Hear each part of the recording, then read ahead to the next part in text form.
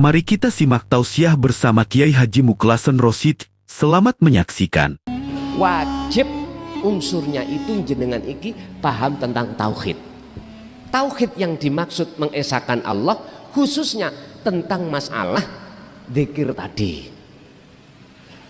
Intinya bersandar itu yakfur bitauhid, melepaskan keakuan rasa dalam diri yang tadinya kita merasa yang berdoa, makhluk yang melakukan, ini harus lepas. Caranya apa? Iso lepas, jenengan wajib ning jero ati namanya rasa atau ihsan ataupun fuad, itu kita gugah, kita bangunkan. Rasa yang sebenarnya apa? Kita harus meyakini, merasakan bahwasannya apa yang terjadi pada aturan doa ini tadi karena dia. Artinya karena dia, hati kita itu tidak boleh mengakui, justru mengakui Allahnya dalam diri kita. Berarti kalau kita ambil, inilah yang dimaksud la ilaha illa ana. Hati akunya Allah yang terjadi. Sedikit pun gak ada pengakuan si hamba makhluk itu dalam hal ini tadi. Sebab mohon maaf, kalau sudah mengatakan tajali akunya Allah, Allah gak butuh apa-apa. Oleh karena kita itu manusia, hukum syariat akhirnya butuh gini-gini. Loh, sekarang yang terpenting bagaimana mensinkronkan antara aturan syariat dan hakikat. Ini tidak bisa kita lakukan manakala kita itu tidak, mohon maaf nih Pak, kita diposisikan Allah di dalam khawasul khawas, mboten saged. Justru kadang-kadang kita yang belum ada di situ aja, Allah mencondongkan kita di dalam solo ini hanya memakai hukum hakikat. Artinya sudah gak butuh hukum syariat. Kadang-kadang kita didorong Allah lewat situ. Kalau bahasa saya, ya sudahlah. Yang penting awalnya kita mengikuti apa teladani Rasul. Nanti di tengah jalan Allah memperlakukan kita bagaimana. Wis manut wae. Ngaten.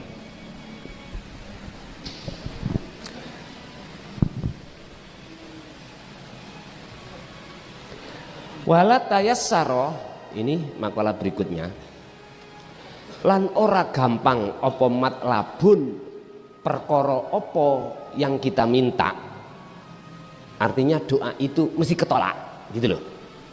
Anta khali utawi ati kita iku talibuhu, wong sing nyuwun hu ing ma utawa matlab binafsika, disandarkan dengan dirinya sendiri.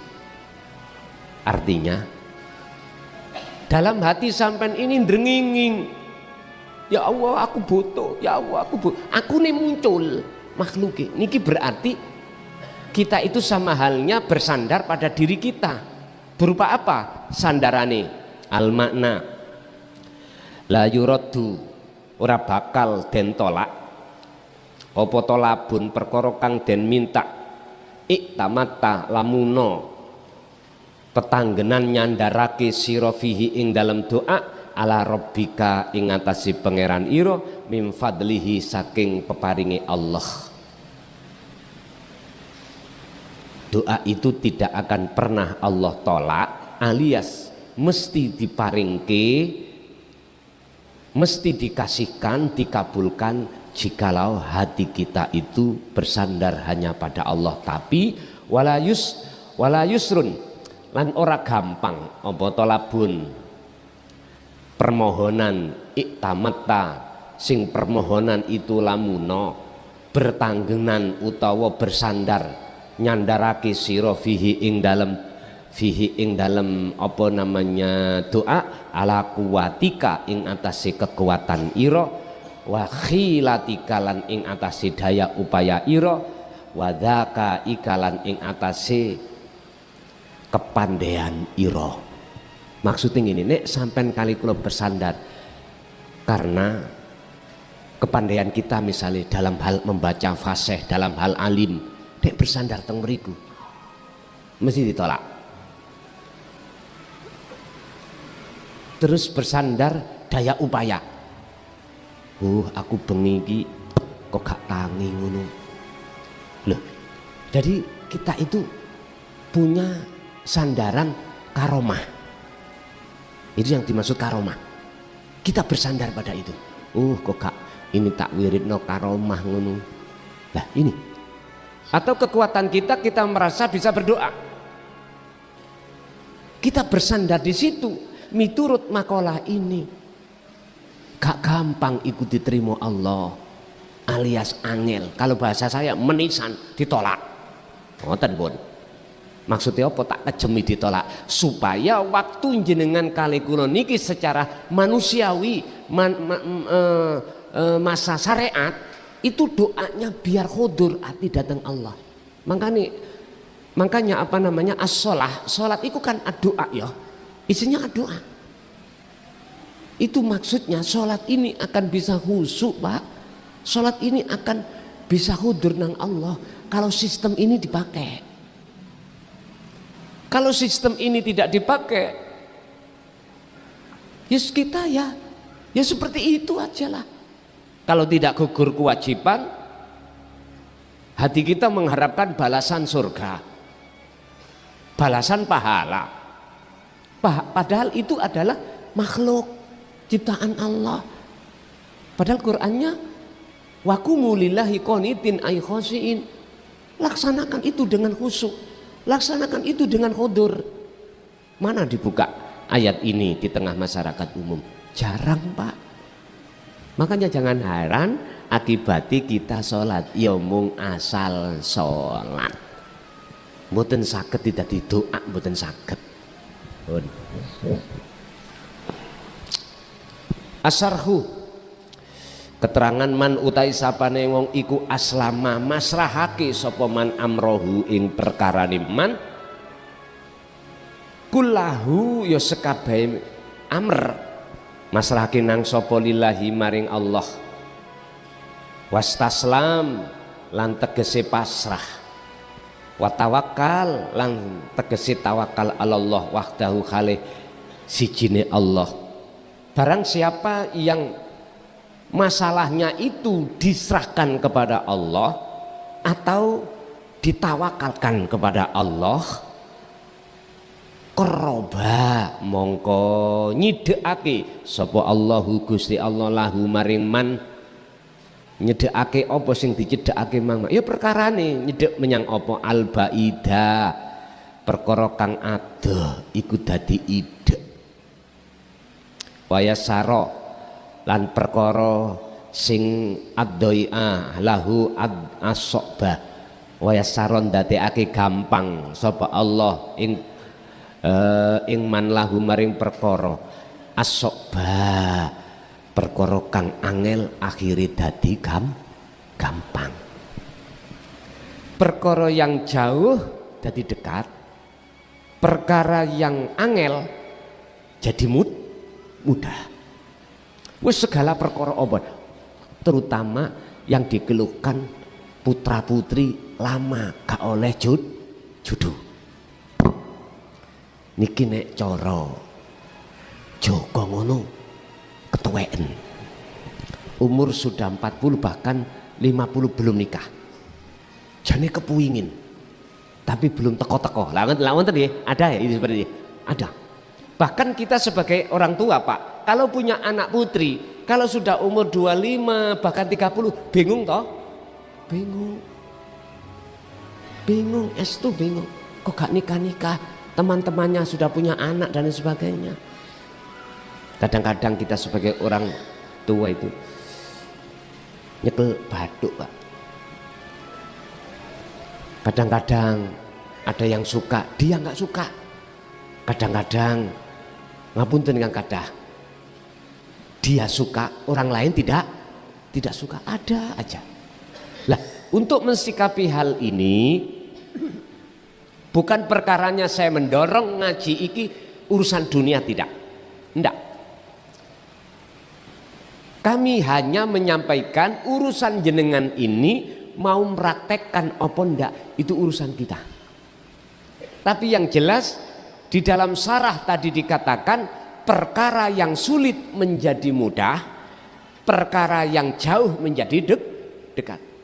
Iki rezeki kok adoh ya. Kita sebagai makelar kadang-kadang sudah dapat pembeli, barang sudah ada, didukno gagal. Biasa ngoten niku, jual beli tanah ya. Wis DP gagal.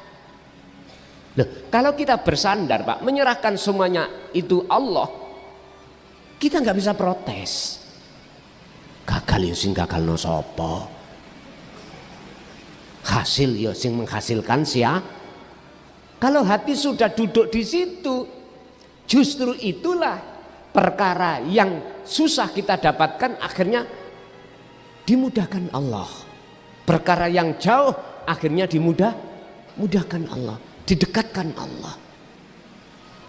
Udah urusan iman kan kita masing-masing. Aku nggak boleh maksa, nggak boleh.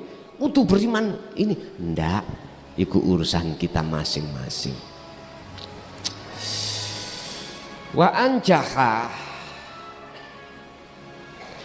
lan gampang ngabulno sapa Allah lahu maring perkarane man arroho iba ing perkara hajat sing gak gampang ginabul. Sampai punya hajat kok gak gampang ginabul, maka berlakulah seperti ini, apa? Tawakal. Serahkan masalah itu kepada Allah. Caranya menyerahkan secara hakikat, lepaskanlah keakuan diri kita sebagai makhluk yang punya masalah. Pun lepaskan. Yang namanya ikhtiar usaha secara syariat wajib berlaku, tapi tetap hati sampean jangan ngaku. Misalnya contoh, tawakal niku jangan diartikan hanya di dalam makom khos tok loh Pak, khos saja loh, enggak. Sampean artikan juga di khawasul khawas. Contoh, sing khos ya, sampean pingin tanah sampean payu, terus tonggo sampean pireng, terus tetangga kita kasih tahu, Pak D, tadi aku ketemu orang pingin cari tanah, dibikin rumah, aku dikasih nomor HP ini, kalau cocok tolong Pak D sampean hubungi Pak D. Kita yang di host, Pak, karepe Gusti Allah nek anu payu ya payu, gak ya gak. Loh meneng. Jangan tawakal itu kita artikan di sini saja, jangan diem aja.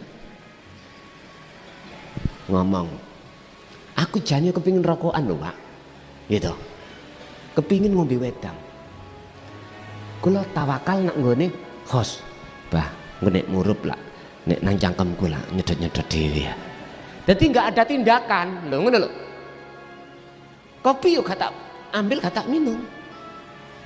Yo, pasrah itu jangan diartikan diem, jangan. Artikanlah bagaimana tawakal itu yang terjadi di dalam golongan khawasul khawas. Bagaimana golongan khawasul khawas? Tetep Pak pundi ponakane wae lho tangga. Pundi nak tak hubungane. Tek. Halo, Assalamualaikum. Betul jenengan iki pados tanah? Nggih. Loh, tapi proses itu dalam hati sampean sudah lepas makhluke. Gini kita tawakal maksudnya. Paham nggih? Gampang daripada masa-masa dulu Pak. Mboten dijelasno ngeten iki. Sakniki dipermudah sampean. Waman lan utai sapane wong niki sebaliknya. Iku yak tamidu nyerahake sapa man ala aklihi ngatasi akali kepinterane wa kuwatihi lan kekuatane daya upayane. Sebab aku pangkat, aku punya kedudukan, aku punya harta benda mewah. Jadi hati kita bersandar di situ. Bagaimana kalau kita itu bersandar di situ? Dalam sebuah hajat atau persoalan, ya faqat wakalahu, mongko teman-teman nyerahake ing perkara iku sapa Allahu Gusti Allah ila nafsihi maring awak dhewe man. Jare Gusti Allah, ya wis selesekno sik. Ngono jare Gusti Allah. Allah berkata, ya selesekno dhewe. Pak nyun sewu. Apa bisa tah kita itu menyelesaikan padahal sifat kita la haula wala asline mboten saged. Mboten saged. Tapi mengapa kita tidak sadar? Kalau itu dari Allah. Inilah cara Allah menutupi hati seseorang dari kebenaran manakala dia masih tetap tidak percaya dengan risalah Rasulullah. Ini ingat, dalam ayat Allah itu memberikan satu hidayah pada seluruh umat. Ini ada dua golongan, satu menerima, satu tidak. Lah hidayah itu disampaikan lewat kanjeng Nabi. Wa minhum man hadallah, satu golongan mau menerima. Wa minhum man haqqat, dia persikekeh tidak mau, artinya tetap dalam kesesatan. Lah ini mengapa kita manusia tidak sadar? Karena mengandalkan akalnya, alimnya kita di dalam ilmu syariah kita. Akhirnya dengan apa bisa babi ulumihim yahjubullah, Allah menutupi hati kita. Akhirnya jangan heran kalau kita tidak sadar. Cara Allah menutupi tidak hanya dengan akal saja, tidak hanya dengan kealiman kita, bisa jadi Allah menutupi kita wa amwalihim, apa? Dengan harta benda. Harta benda kita kaya, dengan kekayaan itu Allah menutupi hati kita. Dengan jabatan itu bisa menutupi hati kita dengan Allah. Itu disebabkan karena kita sudah tidak ada percaya lagi dengan risalah yang dibawa Rasulullah di dalam bil huda wa dinil haq niki. Ya sudah, saya sudah tidak tebeng aling-aling loh Pak ya. Cara saya mengikuti sistem Surabaya, prei koreng. Ya Surabaya kan prei koreng. Pahami prei koreng?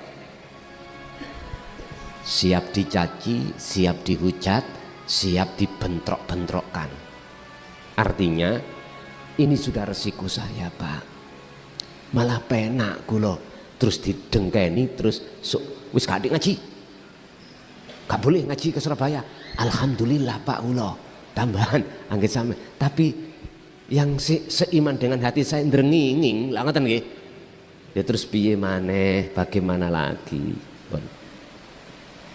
Kalau itu sudah dipasrahkan Allah terhadap kita sebagai makhluk untuk menyelesaikan perkara, asline ngoten Pak.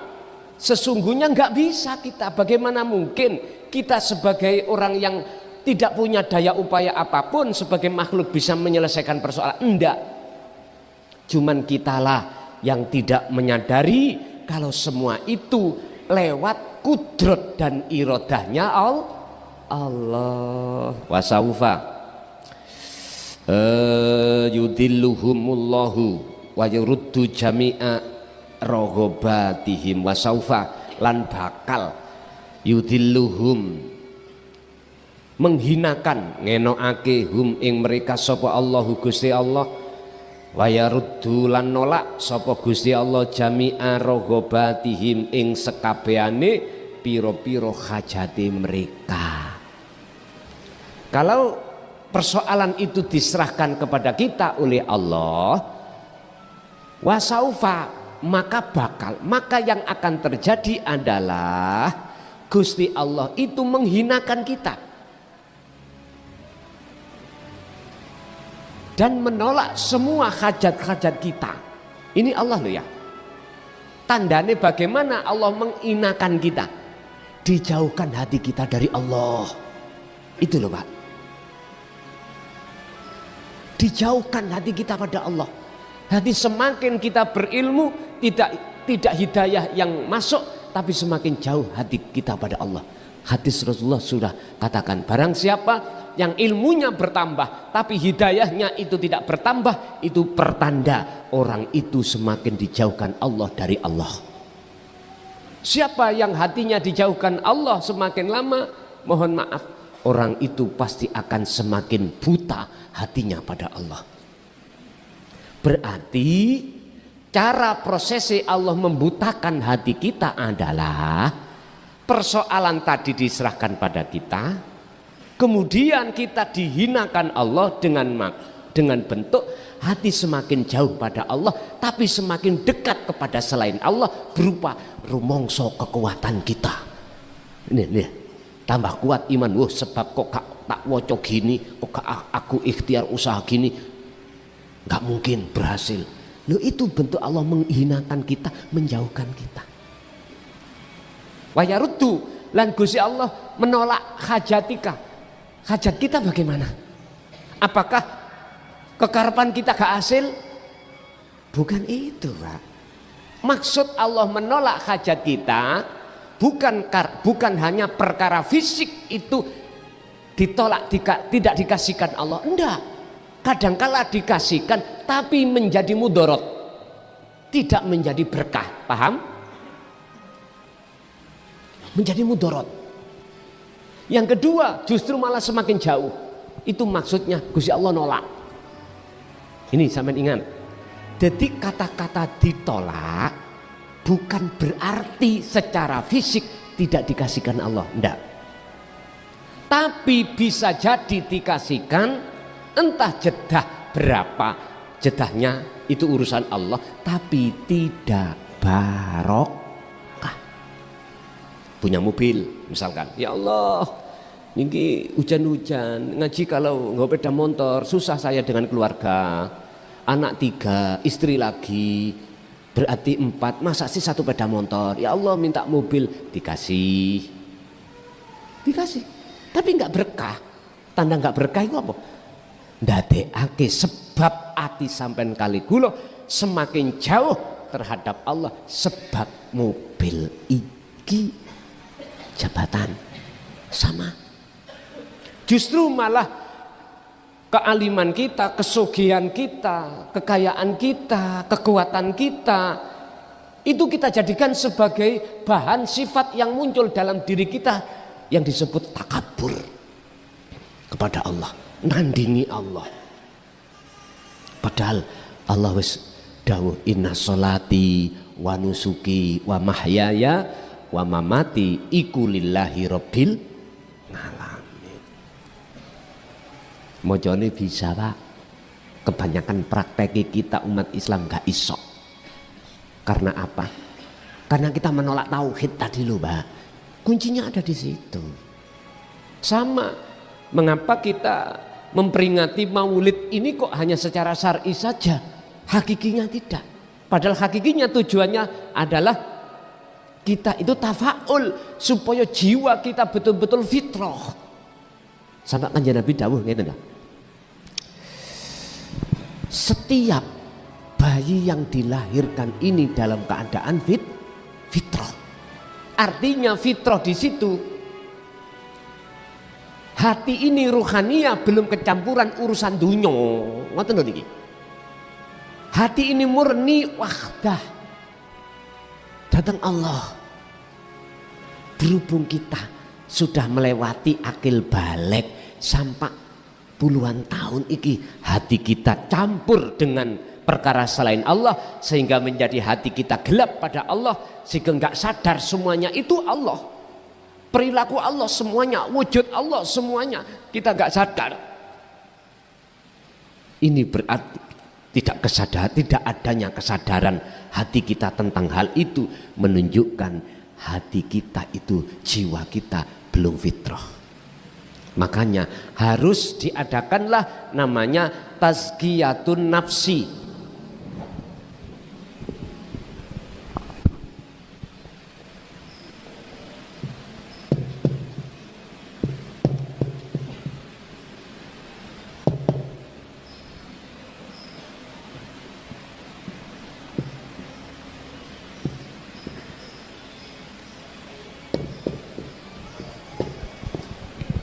Pembersihan jiwa dari perkara-perkara selain Allah.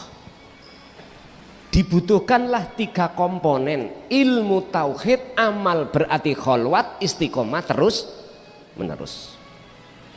Ngilmu topo meditasi boleh dikatakan meditasi, kholwat boleh, yang jelas harus tahu bagaimana kholwat, apa yang dibaca kholwat itu. Istiqomah terus menerus baru jalan. Inilah proses dilahirkan jenengan ini sebagai jiwa yang fitrah. Jiwa yang fitrah. Miturut surat Az-Zumar ayat 54, Allah berpesan, lakukan hal yang seperti ini sebelum kematianmu datang. Wa anibu ila rabbikum wa aslimu lahu. Wa aslimu berarti tawakal. Min qabli ayyatiyakumul adzabu tsummalatun sorun. Lakukan ini sebelum datangnya perkara yang mengagetkan. Yang disebut adab apa? Kematian. Jikalau tidak kau perhatikan seruaku di sini, Az-Zumar ini, tsummalatun sorun. Kau nanti tidak akan mendapatkan pertolongan dariku. Allah nggak akan menolong, Pak. Karena di situ tidak ada pertolongan datangnya kecuali dari Allah. Dari Allah. Coba, mohon maaf, kita lihat bisa apa kita, bisa menolong bagaimana kalau itu sudah datang. Dalam istilah Qiyamatul Kubro diterangkan, orang tua itu nggak tahu anaknya, istrinya yang nggak tahu siapa suaminya, nggak tahu anaknya, anak ya juga begitu, nggak tahu bapak dan ibunya.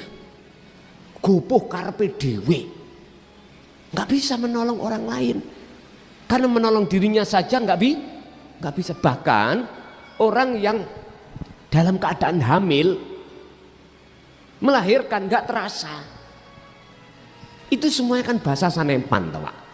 Bahasa isyarah yang terjadinya secara fisik besok-besok. Lah sekarang kita pahami, sebab nyun sewu, merahnya pelem mangga itu menandakan mangga itu sudah matang dan manis. Tapi bisa diartikan merahnya pelem atau mangga belum tentu manis, karena Pak Tani olehnya mengambil pedagang itu dalam keadaan masih muda, terus dikarbit, akhirnya jadi merah, dibawa ke pasar, ditanya oleh pembeli, Pak ini manis? Iya manis. Nek jenengan jujur gak payu, Pak manis, ojo iku kecut. Nggak mungkin lah pedagang seperti itu. Berani tipu-tipu kita, berani kita. Belum waktunya mangga itu tua, kita ambil. Karena apa? Kedorong oleh kebutuhan. Biasanya gitu. Mestinya kalau mangga yang muda kita ambil buat manisan, biar nggak ada riba di situ. Tolong untuk panjenengan yang sebagai pedagang, kalau manis katakan manis, kalau kecut katakan kecut. Bisakah panjenengan? Gini aja Pak, kalau nggak bisa bilang aja, Bu, Pak, kula mboten ngerti prosesnya, pokoknya kulaan jadinya begini. Kalau jenengan pingin tahu manis atau asam, coba sendiri, gitu aja. Itu nggak ada riba nanti jenengan. Saya kulaknya sekilo itu 20.000 misalkan, ya tolong sampean beli di atasnya dikit, entah itu 25, entah 30 lah. Dari sana sini ku bawa bawa transportasi lo. Sampean kan sudah bisa ngatur lah, ngoten. Jangan bilang, Pak ini kulaknya saya sekilo 50, kok ya sampean beli 40 rugi 10, padahal kulaknya 20. Jangan. Hukum syariat harus kita jaga. Halalallahul bai' wa harramar riba. Allah menghalalkan jual beli dan mengharamkan tipu.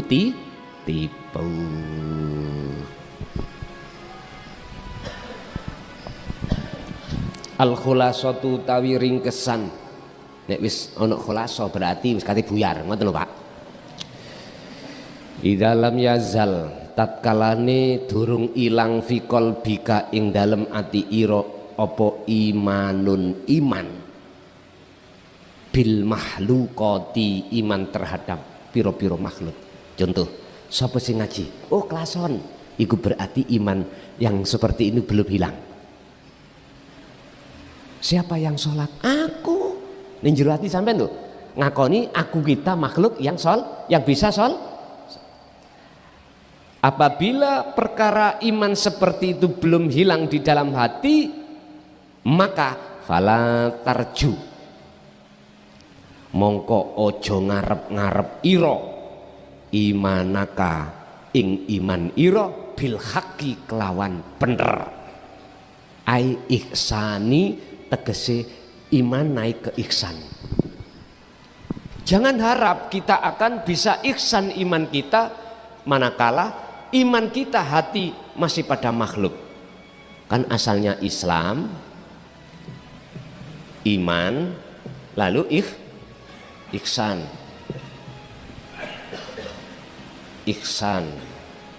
Ihsan niki golongan hati yang sudah makrifat Allah, Pak. Tapi golongan ini macam-macam.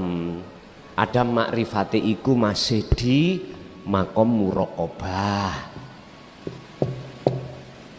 Ada makrifate sudah di fana, ada makrifate memang di makrifat. Makrifat itu apa? Tahu. Jadi ada masih tingkatan su'aul basiroh, ada yang sudah ainul basiroh, bahkan sudah hakul basiroh.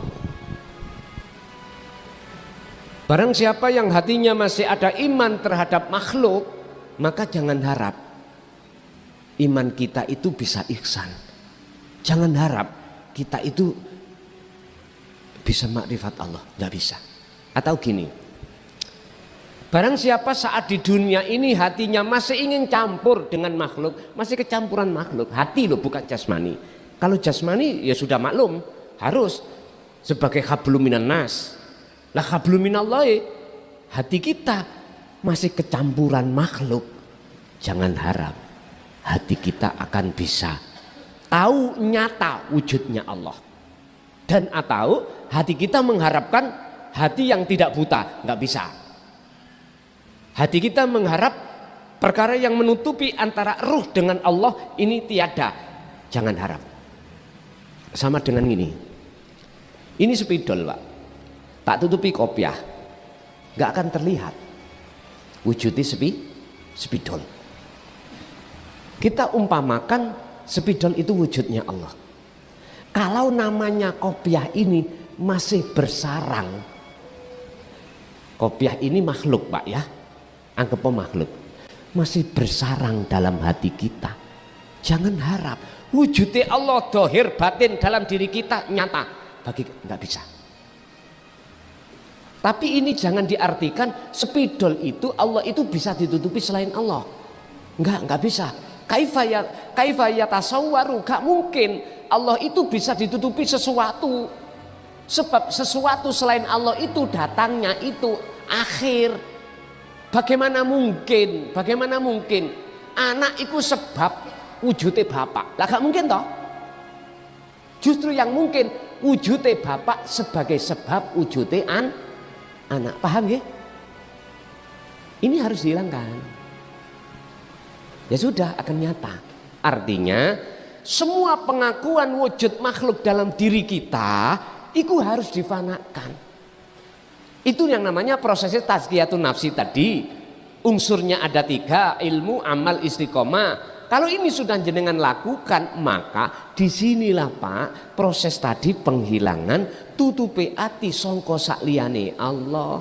Kalau ini sudah dihilangkan Allah, maka yang nyata itu Allahnya. Masuk di akal? Oke, tolong prapne iki jikalau belum bisa kita ngetrapke orang-orang yang sudah difana dan dimakrifat, kita terlebih dulu prosesnya harus seperti itu. Muraqabah, merasakan selalu kehadiran wujudnya Allah baik di dalam maupun di luar diri kita yang disebut hidup. Itulah sebagai subjek sebagai isim fa'il penggerak segala hal apapun. Hal minal mungkin, apakah mungkin iku ayat tatakallama yen to bisa ngomong apa al asnamu piro-piro patung. Eta apa mungkin to patung-patung ning embong-embong lho wonten polisi patung nih lho, apakah mungkin itu bisa bicara? Gak mungkin toh. Artinya makhluk seluruhnya itu sebetulnya nggak iso ngomong. Lah terus cacat muson, siapa sih ngomong?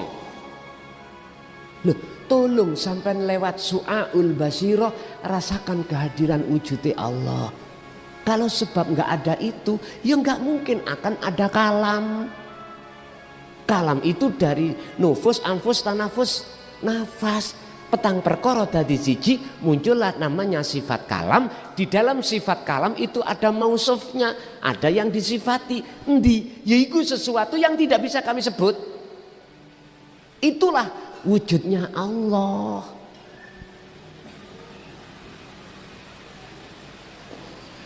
Mboten bingung nggih? Mboten nggih? Pun Bapak Ibu, bahasa mungkinkah patung itu bisa ngomong? Kalau maksudnya sampai ngomong patung polisi, patungan, ya jelas langsung nyandak. Ya gak mungkin, mereka sering praktekno duduk. Mboten ngomong lah ngoten dah. Wis saiki patung sejatine patung doleki yang disebut dalam Al-Qur'an al-asnam. Allah perintahkan yakfur bitauhud. Jadi al-asnam itu sama artinya tauhid. Artinya piro-piro penyakit, piro-piro berolone ati. Endi berolone ati? Ya wujud kita itu, Pak. Sing rumangsa kita wujud. Nanti jenengan akan tahu mana sih nafsu sebetulnya wujudnya itu. Ternyata kita. Yang hati kita ngaku-ngaku kita wujud, yaitu nafsu. Makanya Rasulullah mengatakan jihadul akbar. Perang yang paling besar bukan Khandaq, bukan perang Uhud, bukan perang Badar, bukan perang Palestina. Kalau sekarang loh ya, yiku umatku besok akan menghadapi perang dengan hawa nafsunya masing. Iki dikatakan akbar besar. Karena kebanyakan kita itu tidak tahu musuh kita mana sih nafsu. Ternyata malam hari ini saya katakan nafsu adalah wujud nyatane wasus sama ada. Asus secara batin adalah apabila dalam hati kita muncul rasa keyakinan yang melakukan kita makhluk iku nafsu. Wujud dohire nafsu adalah ya wujud kita ini pun. Padahal semuanya akan sirna. Lah ngoten nggih. Kullu nafsin dha'iqatul maut. Begitulah sekilas info tentang tawakal. Tetap sebelum kita masuk dalam makhlul qiyam, kita buka tanya jawab seperti biasanya. Monggo panitia, Pak pengurus supaya membantu untuk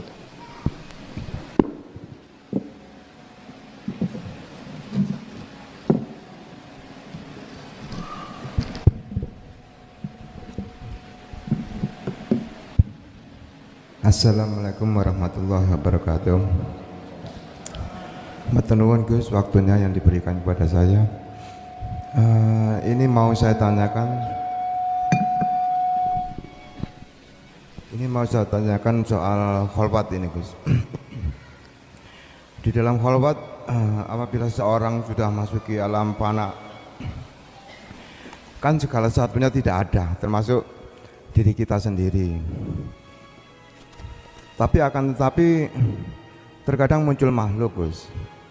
Apakah itu kita masih masuk ke alam mukasafah? Nomor satu. Terus nomor duanya seperti ini Gus. Umpamanya kita di alam fana tadi munculnya suatu makhluk, apakah itu juga merupakan petunjuk? Itu aja Gus, matur nuwun atas waktu yang diberikan. Wassalamualaikum warahmatullahi wabarakatuh. Waalaikumsalam warahmatullahi wabarakatuh. Siapapun si salik ketika melakukan suluk atau khalwan, terus di situ mata hati kita dibukakan pintu alam kasafah.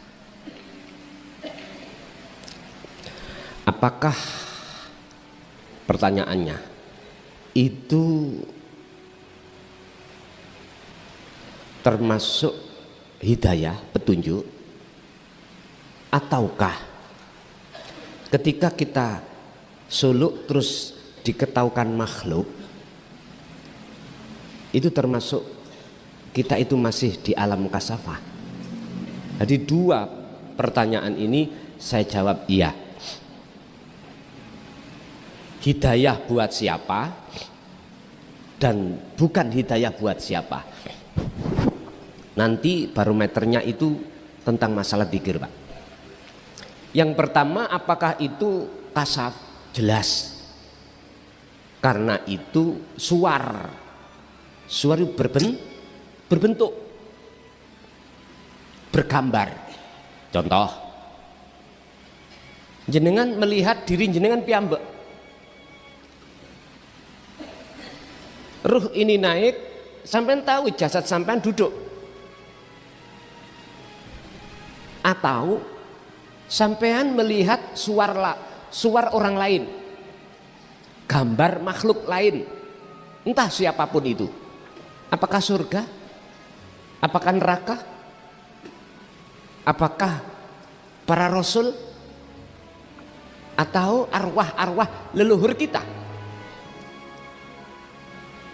Jelas ini disebut alam kasafah, atau hati kita telah dibukakan Allah tentang alam-alam selain Allah yang menghuni. Mohon maaf, termasuk Lauhil Mahfud, tempat berkumpulnya buku catatan seluruh umat manusia. Terus jenengan melihat buku jenengan takdir atau zaman. Loh, Gusti Allah kasih tahu itu di dalam alam kasaf. Dan ini belum dikatakan alam makrifat, belum. Kita akan tahu, dikasih tahu oleh Allah perkara yang akan terjadi. Ini masih masuk di dalam alam kasaf, golongan ahli mukasafah. Atau gini, Pak, kita itu dituakan orang, ditokohkan orang karena kita dianggap orang yang berilmu, wis katakannya orang pintar gitu ya. Tamu datang membawa masalah. Lah, masalah itu belum jenengan ceritakan, Allah sudah kasih tahu. Apa masalah yang akan jenengan sampaikan, dan jadinya masalah ini apa yang akan terjadi, Allah sudah kasih tahu. Dan bagaimana caranya masalah ini ndang selesai, Allah kasih tahu. Akhirnya jenengan belum ngomong, kita sudah bicara. Persoalan ini agak ekstrim, gak apa-apa Pak ya. Diusir sama istrinya gara-gara bla bla bla bla. Jenengan ini pingin kembali ke rumah itu dengan harapan diterima anak dan istri. Langsung dia omong, kamu punya masalah gini, sebabnya apa istrimu ngusir kamu? Karena diomong Pak bla bla bla bla, sesuai dengan kira-kira hati sampean itu menyangka siapa mereka. Mesti ngomong wali lah ngono nggih. Bukan itu Pak cirinya kekasih Allah itu. Ciri kekasih Allah itu lihat di dalam Al-Quran surat Yunus ayat 62-63. Ala inna awliya Allah la khaufun alaihim walahum yahzanun. Itulah mereka alladzina amanu wa kanu yattaqun. Itu kekasih Allah. Hati yang sudah tidak ada rasa khawatir atau gelisah atau takut karena tawakal sudah. ayat ini loh Pak, tidak ada unsur ngapunten nih kata. Dalam ayat ini keterangannya nggak ada kekasih Allah itu terus dibahas tentang unsur nasab, unsur dzurriyyah, nggak disampaikan di sini. Artinya walladzina amanu atau alladzina amanu itu siapapun, kalau betul-betul hatinya itu sudah tawakal, otomatis takwa, yaitu golongan orang yang menjadi kekasih Allah. Atau cirinya adalah golongan yang mengikuti ajaran Rasulullah Shallallahu Alaihi Wasallam. Ali Imran 31. Kul in kuntum tuhibbunallaha yuhibbukumullah fattabi'uni yuhibbukumullah. Lah ini, jikalau kau ingin mencintai Allah dengan benar berarti sudah ihsan Pak ya, ihsan, imannya sudah ihsan, jenengan sudah makrifat. Ikutono aku, jadi Kanjeng Nabi, katakan jenengan fattabi'uni, ikuti aku. Jikalau kau betul-betul mengikuti aku, teladan ini kau, contoh ini kau lakukan, yuhibbukumullah, yuhbib maka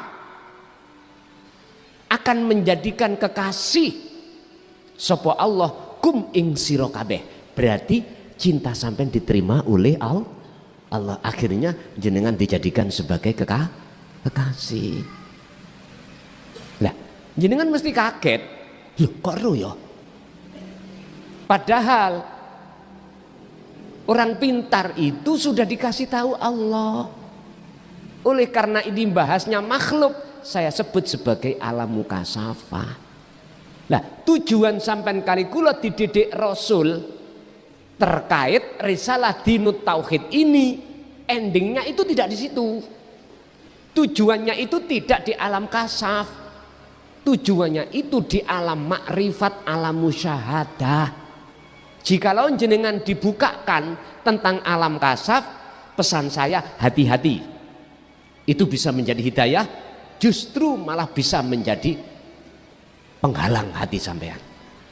Barometernya jadi penghalang dan menjadi hidayah cuma satu.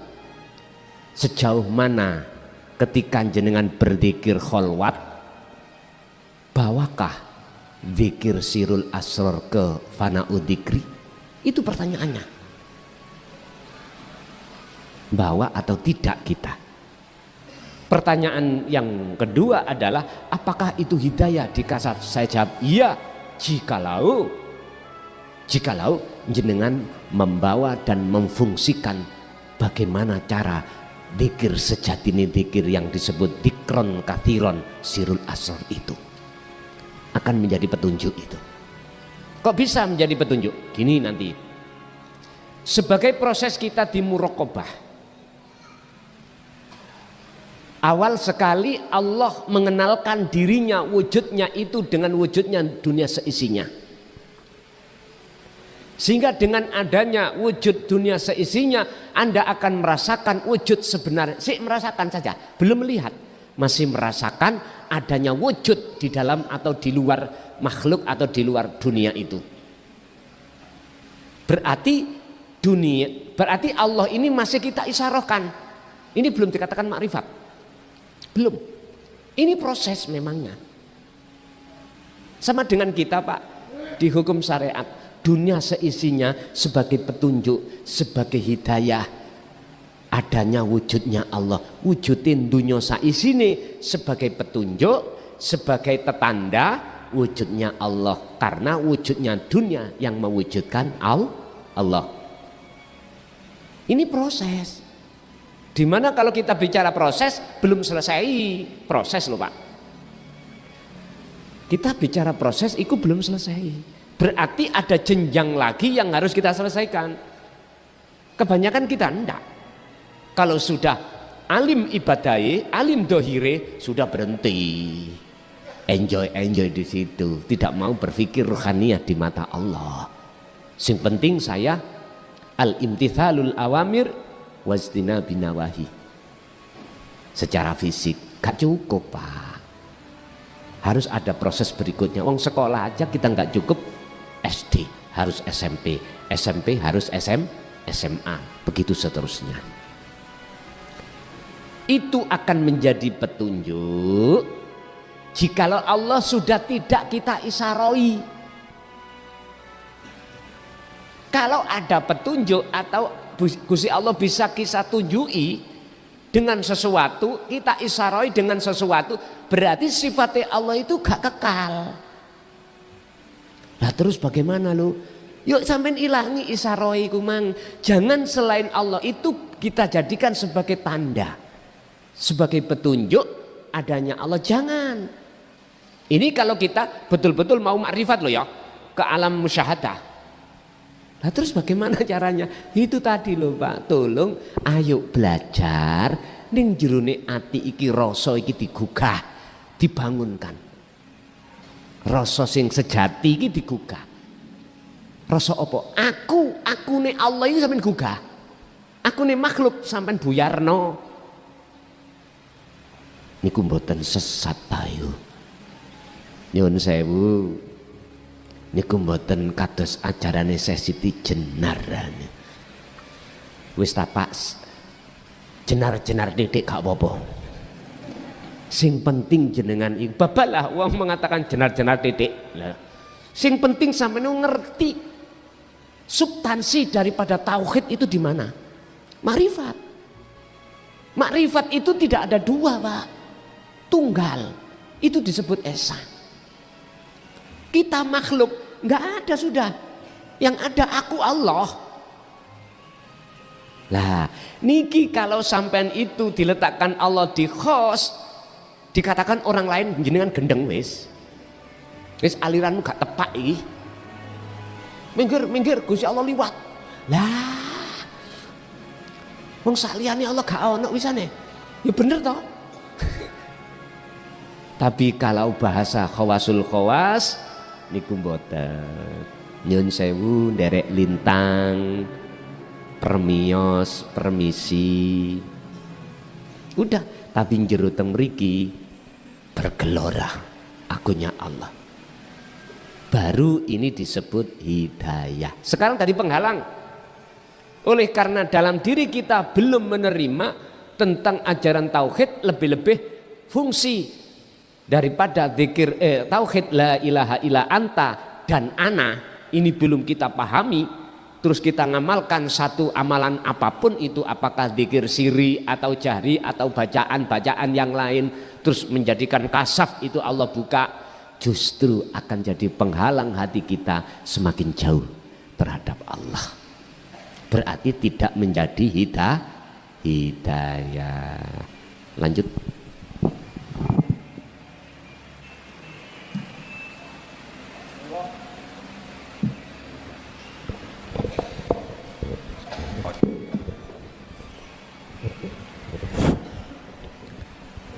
Bismillahi nuri nuri nurullah. Bismillahi nuri nuru nurullah nuru rabbi bihaqqi nur Muhammad la hayyun la ilmun la sami'un la basirun la qadirun la muridun la mutakallimun la mawjudun bihaqqi illallah. Assalamualaikum warahmatullahi wabarakatuh. Allahumma salli alfi ala Muhammad. Saya mau bertanya Gus,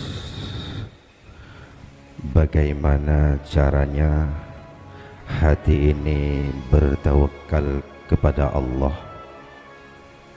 yang bisa tembus menjadi ihsan? Andaikan dalam hati berkata bahwa yang berperan, yang berbuat itu adalah Allah, dalam hati sir qalbun mengatakan demikian, tapi dalam jalannya Allah, dalam pandangan mata itu istilahnya enggak cocok ke dalam hati kita, itu masih ada kemangkelan, ada kemarahan, cuman bisa bertahan. Tapi di sisi lain dalam hati itu sebetulnya tiada yang berbuat kecuali Allah. Saya tidak bisa berbuat apa-apa. Itu yang selalu dikatakan dalam hati. Cuman di sisi lain dalam hati itu masih ada kemangkelan, kemarahan. itu apa namanya dinamakan tawakal nomor 1 apa nomor 2. Itu satu. Terus misalnya seseorang itu waktu sebelum mendengarkan ajan ilmu tauhid tiap malam selalu istiqomah untuk tahajud, sholat hajat, witir, tasbih, bahkan istighfar dan sholawat beribu-ribu bahkan berpuluh-puluh ribu. Di saat seperti itu orang itu hajatnya itu selalu terkabul seakan-akan. Setelah mendengarkan ilmu tauhid dan juga setelah mendengarkan dari Gus Mukhlason, sekarang itu orang itu kok kayak malu, kok kayak males untuk berzikir jahar mengistiqomahkan seperti itu. Dan sekarang sering duduk melamun, hanya yang ada di dalam esir hu Allah, hu Allah. Itu kadang bingung. Sekarang orang itu seakan-akan kayak gendeng gitu loh, kayak bingung mau minta malu, kepinginnya minta. Itu satu. Itu yang dinamakan yang tadi dikir ditinggalkan, sekarang tinggal kayak seperti itu lebih baik yang mana? Yang cuman tengok-tengok ngelamun memikir terus seperti yang mengistiqomahkan yang pertama tadi. Maaf agak panjang. Yang ketiga yang dinamakan melihat karena Allah, mendengar karena Allah, seperti misalnya seseorang itu melihat seorang wanita cantik di dalam perjalanan yang namanya kehidupan, yang namanya orang cantik siapapun orangnya itu pasti terlena, pasti senang, ingin. Itu yang ada di dalam hati manusia. Terus kalau misalnya saya melihat, anggaplah gitu, seorang wanita cantik, waduh Masya Allah cantiknya orang itu, lalu dalam hati berkata, oh iya, tiada yang bisa melihat dan yang dilihat kecuali Allah yang menyeliputi di dalam dan di luar orang itu dan di diri kita. Apa itu yang dinamakan melihat karena Allah? Cuman itu saja Gus, tidak bisa banyak-banyak, coba berduaan banyak Gus. Maaf sebelumnya, saya meminta maaf, dan semoga kita semua dengan adanya Gus Mukhlason diberi kekuatan iman ihsan semuanya. Amin. Wassalamualaikum warahmatullahi wabarakatuh. Waalaikumsalam warahmatullahi wabarakatuh. Dikatakan orang yang betul-betul mencapai makrifat secara dohir bukan berarti tidak pernah marah-marah. Sebab termasuk ghadab, marah, itu sifat Allah. Cuman tinggal pertanyaannya, ketika marah-marah hatinya dikatakan mangkel itu, yang muncul rasa itu makhluk, aku makhluk, apa aku Allah? Itu aja. Persoalan Allah ghadab iku wis mesti. Jadi kalau hati kita itu, Pak, betul-betul lungguh ning tajalli, orang lain mengatakan iku lu marah-marah karena nggak cocok, gitu. Kita kan sebagai penonton memandang itu marahnya dia toh, dia manusia lah, ngerti toh. Tapi yang bersangkutan, kalau betul-betul dia itu dikatakan duduk di makrifat, ini tandanya lihat. Yang marah itu Allah. Yang kedua, Tanda kalau bukan manusianya mesti ada waktunya. Misalkan kita dimarahi orang tua karena kita menurut pandangan orang tua melanggar hukum atau aturan, gak cocok. Loh, tanda kalau betul-betul orang tua kita itu duduk di tajalli misalkan, gak berlarut-larut dalam kesedihan.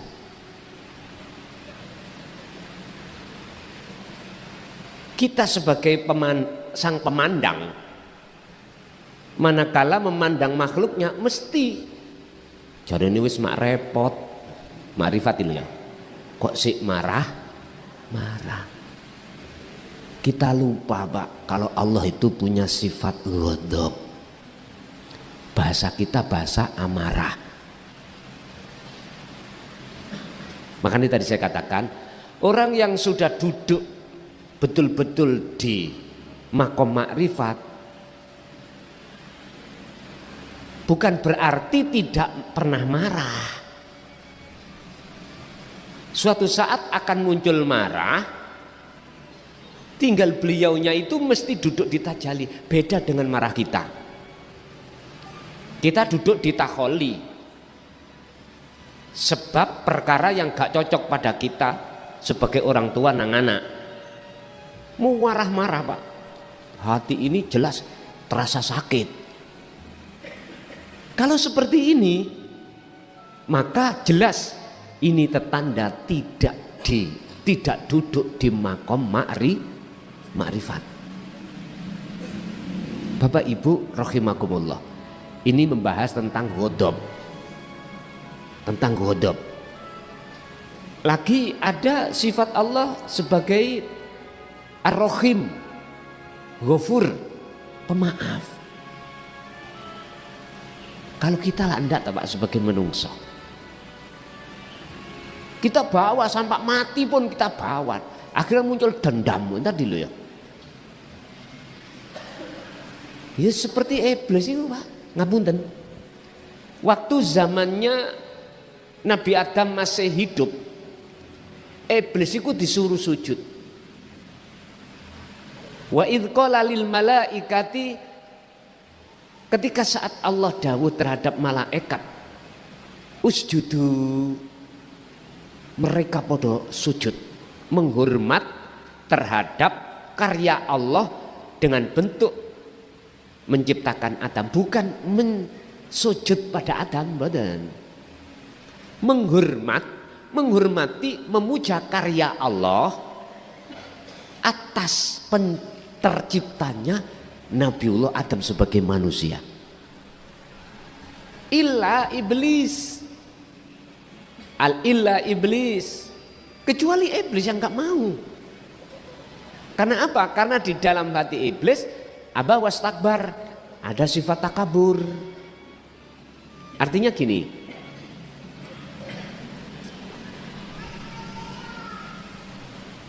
oleh karena di dalam hati iblis itu ada takabur, sifatnya sifat sombong, lebih baik daripada Adam, itu sebagai alasan dia itu tidak mau sujud. Kalau terhadap Allah tunduk Pak.